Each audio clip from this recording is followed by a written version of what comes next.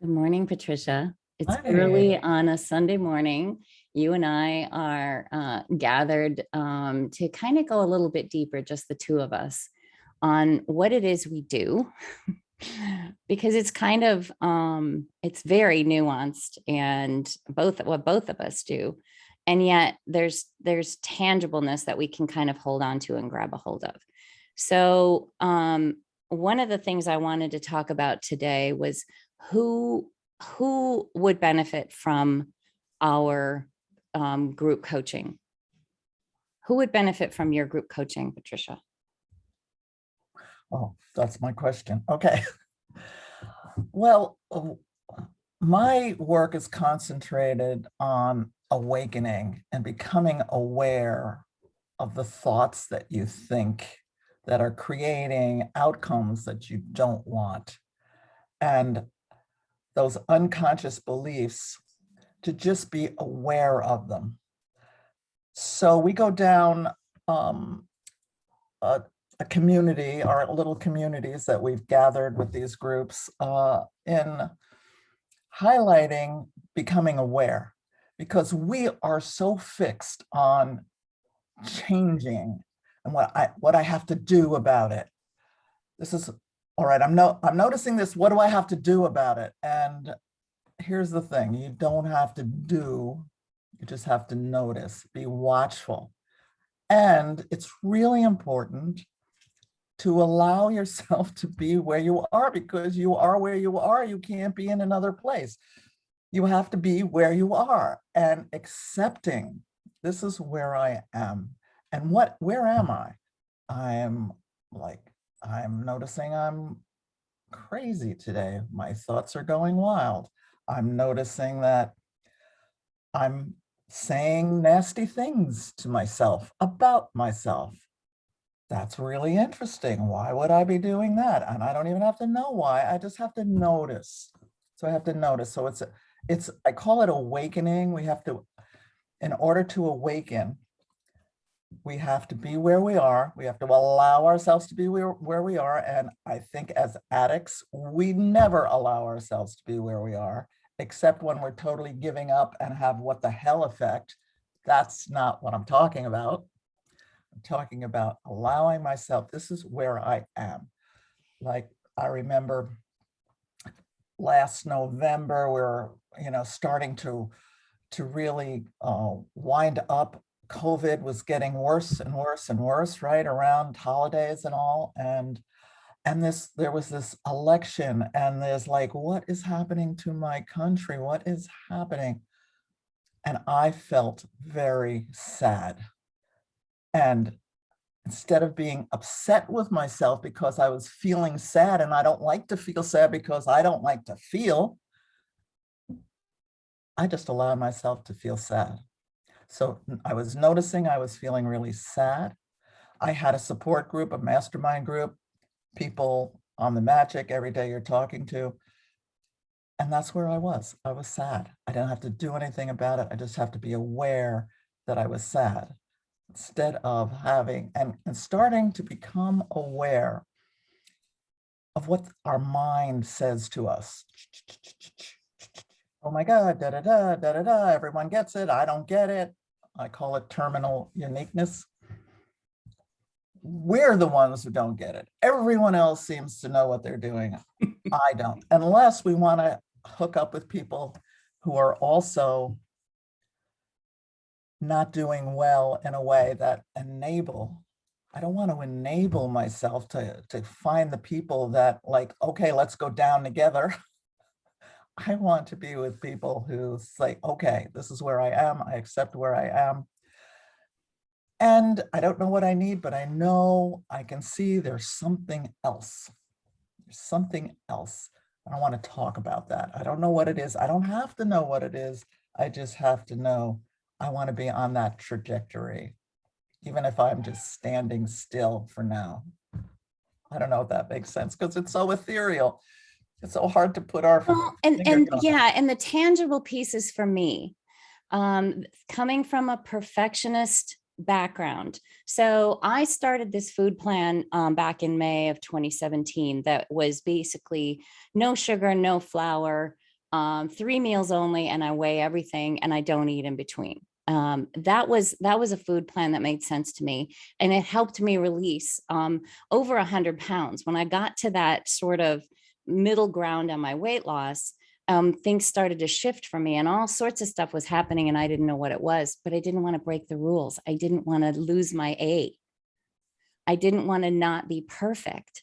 And so I was battling this whole like, okay, I gotta do this. I gotta do this. It was very comforting in a lot of ways to follow this particular thing, comforting to look on that scale and see 6.0, comforting to see this meal in front of me. But there was all this other stuff going on around me. My body was rejecting some of the foods I was eating. My metabolism was slowing way down. I was getting losing my hair. I was freezing all the time. And oh my God, I was so hungry. So what was I going to do, Patricia, about this? Because I needed to follow the plan. I needed to be that A. Can you hear the intensity in my voice? Yeah. Yeah. And what I found, and what you're explaining too, is that it is very ethereal in a way, and yet it's not about following that plan. It's about figuring out what is right for you. Your plan. Yeah. Exactly. A plan And you're for right. you. And then we hear this stuff about, oh, we can't trust what's going on in our own heads. And that to Wow. me, that to me is crazy making. Now I understand there's science, there's 7 different places in our brain or more that talk to us in our own voice for different reasons. When we're hungry, our brain says, Sonja, it's time to eat. It's time to eat. And there are ways to, and tricks and tools. Oh my gosh, I have tons of them around developing past or moving past hunger. If it's real hunger. And if it's not real hunger, you and I have these beautiful plans and these beautiful ideas around shifting that as well, because our brains are talking to us all the time, trying to get us to move in a certain direction because of a lot of different factors. So that whole perfectionist piece is rampant in our society. I know from my experience in corporate world, working for Verizon, there were so many requirements. There was so much. I rechecked and triple checked my emails out to people. I was constantly obsessing over this particular aspect, but not nearly to the degree I do with beating myself up about my food choices or my weight or the way my body looks or my excess skin or my hunger or my exhaustion, or did I do this right? Did I do that right? Or, oh my gosh, and now my kid's yelling and now this didn't get done. There's so much that creates this chaos from that feeling or need to be a perfectionist. Yeah. You do that so well, Sonja, because it's, as an addict, we need a plan, we need a program, but we start listening to videos and all, and we get confused about what our body is feeling and what's the right plan for us, because we hear stick to the freaking plan, and that plan may or may not be exactly the plan we should stick to. And you're so good at that. And when I'm talking to people and I can hear that there's that piece that they haven't settled on yet, I suggest they talk to you about it, because I do talk about the food in the sense that I hear you need to go to Sonja and help get something that's tailor-made for you. I am doing the tailor-made. It's a Zen approach. It's a much more spiritual approach, because we have a body, we have a mind, and we have a spirit. It's not religion. I'm not talking religion at all. I'm talking about how do we pull in powers greater than ourselves to kind of guide us. How do I connect to that? How do I connect to that? How do you do that? And I am very strong on the distinction between the voices, because you were talking about all the different voices that come from different parts of the brain. I am really into educating people on the distinction in the voice that comes from our mind and the voice that comes from our center, our authentic self. How do we know when we are in authenticity? Because I'm being taken over by this voice that's telling me la la la la la la la la la la la la la, and on and on and on and on and on, and I'm spinning. So how do we like settle down from the spinning and distinguish what do I sound, what does the voice sound like when I'm in that crazy mind? And to understand, oh, I'm crazy now. Because as soon as I can understand, oh, I'm crazy now, you're off that voice. You're in the present. So I'm very much into how to get to presence, how to get to distinguish that centered self, and and uh, and for some reason, and I've had this my whole life, I'm very intuitive, and I know you are too. I know you are intuitive with what you're intuitive with, and I'm intuitive with what I'm intuitive with. And that feels, I feel like together we hit everything. Mm-hmm. And our strengths really support the other. And there's many times I say, you need to talk to Sonja because you need to get that piece. And my piece is that, how do I escape from this mind? Because we are not our minds. We're the ones listening to our minds. And What am I that's a listening to? concept that we've been working on in the magic. Oh my gosh, that's a fun one. That's a fun one. Right. And so I don't know if we can talk about that distinction the way we are now, and if it makes any sense to people. I see it, but it's really hard to find words for it because it's so nuanced. It's so nuanced. So you know, and we converge. We converge, and yet we have different, well, we have, I don't know, we accent different things. I agree. I agree. I send people to you that are really struggling with identity issues in some ways, or issues that are they're battling the relationships that they're in. They're battling. When people work with me, they definitely get adjustments to their food plan if necessary, but it's more about how they're showing up for their life and how they're showing up for their food.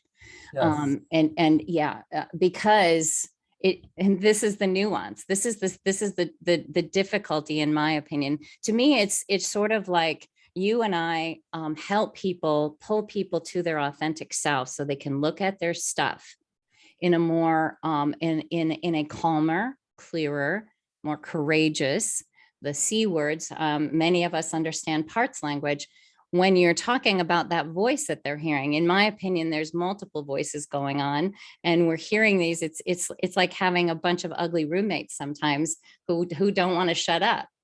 And we're not saying they're not trying to help us. They absolutely are. They just haven't gotten on the same page where we are right now. We've been going, I went for 58 years with a certain concept of things. The concept of getting rid of sugar, for instance, was just so anathema to me. I couldn't even imagine that. I could restrict it. Yeah. So hearing those voices urging us to go in certain ways and do certain things around perfection, urging us to indulge, urging us to criticize, all of those voices coming at us. Criticize ourselves, even though we're criticizing out, it looks like we're criticizing them. It looks like they're to blame. It looks like they're causing me this. It looks like it's out there. It's here. Right. That's one of my favorites. That's one of my favorites. Can you explain this? Okay, so we're triggered by something that's going on. And if they would only stop doing that, my life would be so much easier. And the work I do with people is to put the mirror to ourselves and look not in a blaming or at fault, but in a responsibility. Like, if I'm triggered, it's mine. Right. I'm being triggered by, and I have great reasons. And I have a lot of evidence to show what they are doing to me. And so we go into the work I do is becoming aware of and watching. Oh, look at that. Look what I just did. That free, look what you watch yourself non-judgmentally. It has to be non-judgmentally. If you're going, oh, look what I do. I keep doing that over and over and over again, and Yes. I'm never going to get out. And Yes. that's not my, and I'm actually concentrating on two voices. The voice that comes from that mind, and that mind is never present. That mind is dragging the past with us all the time, or flopping into the future all the time. But when I can say, oh, that's really interesting. Look at that thought I just had. Boom, you're in the present.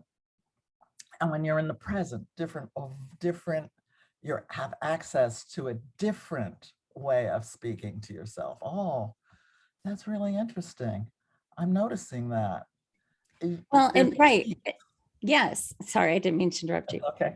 The trigger, when we are triggered, we're actually in our amygdala, which is a part of our brain that focuses on an action. At that point, it's fight, flight, or freeze time. Now something has caused me to go woo, and that fight, flight, or freeze shuts everything else down. It pulls up our digestive system. It creates cortisol and adrenaline, and we're flooded with all of that. And now we're ready to go. But you know what we don't have access to? Our prefrontal cortex, which allows us to make logical decisions and allows us to step back. And so that pause and that noticing, even though it sounds really simple, that noticing is huge. Everything. It's huge because it pulls you out of the amygdala and pushes that traumatic thing into a place where you can now use your brain again. Oh, I get goosebumps when I think about it. You can use your brain again, and you can start thinking and logically looking at this thing in a light that shifts. It's like shining a beautiful light on this dark space that you were in. And So, now when you Sonja, shine a light on it, yeah, then you can work. Sonja, Then it's like, what percentage of the time am I yapping away to myself in a way that's driving me crazy, and I have to eat some food because I can't stand thinking this way, so let me numb out. So if I'm in that place 97% of the time, it's a process that we have to go through of noticing, being watchful in this is what I do. Start to become aware, noticing and watchful, and maybe you come down to you're in that thought process, 90% of the time, or 95%, or 96% instead of 97%, and slowly from doing and practicing, and we get more and more space of like, I see something here. We don't have to try to see something there. We see something there. Don't have to work at seeing something there. But all of a sudden, we become a little bit more aware, and a little more awake, and a little bit more awake. And it's a process. So if we are 97% of the time yapping away critically in our head, that's where we are. So let's start to become aware of it, look at it, break it down,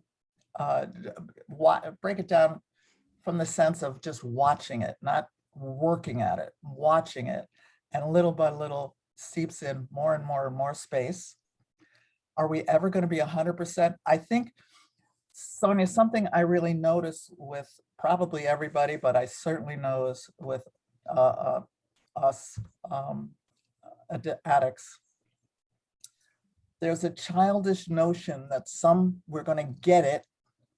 Would you give me the peace? Would you give me the peace that I need? And now forevermore, we're in, paradise. And And I guess how many people say, I want to eat normally. I want to be normal. I want to do things in normal. And there's a wonderful podcast that I've posted before, and I can post it again under the comments here about what is actually normal. But when we when we go to this need to feel different than where we are, that's where the that's right. judgment. Oh, it's We're not present. We are not no. present. We are in the past. We are in the future. We are not present. That word regret comes up over and over and over again. I think one of the biggest gifts I got right away, because I had been beating myself up for decades. I'm an accomplished professional. I've run hundreds of people. I've managed crews across the country. I've done all sorts of really amazing things professionally, but I could not lose the weight. And what was that about? And then I found this thing called science that says, oh my gosh, it's my crazy brain. Whoa, okay, all right, I You have can go science. with that. I use Zen. I'm a Zen. Yeah, yeah, but I had to go to that. I had to realize, oh my gosh, it's just like, okay, I've got brown eyes. Okay, I don't. I have hazel eyes. I have hazel eyes. I have mousy brown hair that I would really prefer to be red. But I'm acknowledging where I am and who I am. I'm never going to change the fact that I'm 5'3". That's a fact. It's not going to change. No matter how much I, exercise. It might get shorter, but it won't It get might long. get short. Exactly. So my crazy brain, that to me, that was it for me. I was like, okay, all right, I get it. I'm not normal. I'm 1/3 of the population who has this crazy brain. Great. Love it. Now I can move forward. If I've got this information, it so made sense to me. And that was able to get me to that Zen place of acknowledging and accepting. Now, I'm not suggesting everyone has to go there, but when you can relax about it and stop regretting. That regret word is horrible. I love looking back at history to try and figure out shifts or things that we've done in the past that have been perpetuated, that new neural pathway we've created by saying, I just break my lines every 4 days, or I just do my thing. That's a new neural pathway we've created. And now we get to look at that. Is that really true? That's one of my favorite lines. Is that really true? So I think, to sum up, I think if somebody is like looking to see what I would like to do next, if they're attracted to what you're saying, if they're attracted, that's their inner knowing saying, I think I need to talk to Sonja. If they're intrigued and interested in, and it makes sense to them because maybe you've already been thinking, wait a minute, I think there's something here that I need to work towards, and that it sounds like what I'm doing, to be attracted in that direction, or both, do both. A lot of people do both simultaneously. And if you're not ready for either, join the magic, because there's an education going on there with like 15, 18 people at a time that have these conversations over and over again without being in a group. And please join the magic, because there'll be an education happening there also. Does that make sense? Absolutely. Absolutely. Well, it makes sense to me because, I know all about it. I don't know if it makes sense to the people that are listening. But yes, I completely agree with you. And the need for us to, to me, this is like past the initial virgin space of the diet and moving to the place where we get to live. And how am I going to live with this thing? How do I want to walk in this world in a way that is gentle and sweet? And for me, what I think attracts people the most to you and I is the peace that we have, and the balance that we have, and the grounding that we have around all of the things that are flying around in our lives. I don't know about the people that are listening right now, but I can tell you with assurance that our lives are crazy, yours and mine. And we are still very clear that these tools that we have developed and that we have gleaned and gardened for these many years have really helped us walk in this world in a completely different way. My relationships with my kids are completely different than they used to be. I have calm, peace, centeredness. I don't have a significant other right now, but I'm very comfortable with the fact that I don't. I'm really okay with that. I have my dog, Doug. And I would add that I believe that we actually came to Earth to be on this journey. And sometimes it's like, all right, I'm being faced with this. This is something I intended in some unconscious way to work through. And sometimes it's, damn it, I have to deal with this. But I believe that that's why we came to Earth, to be on this journey, with people who are getting excited about what they're seeing and what they're learning and how their life could be so much more simple.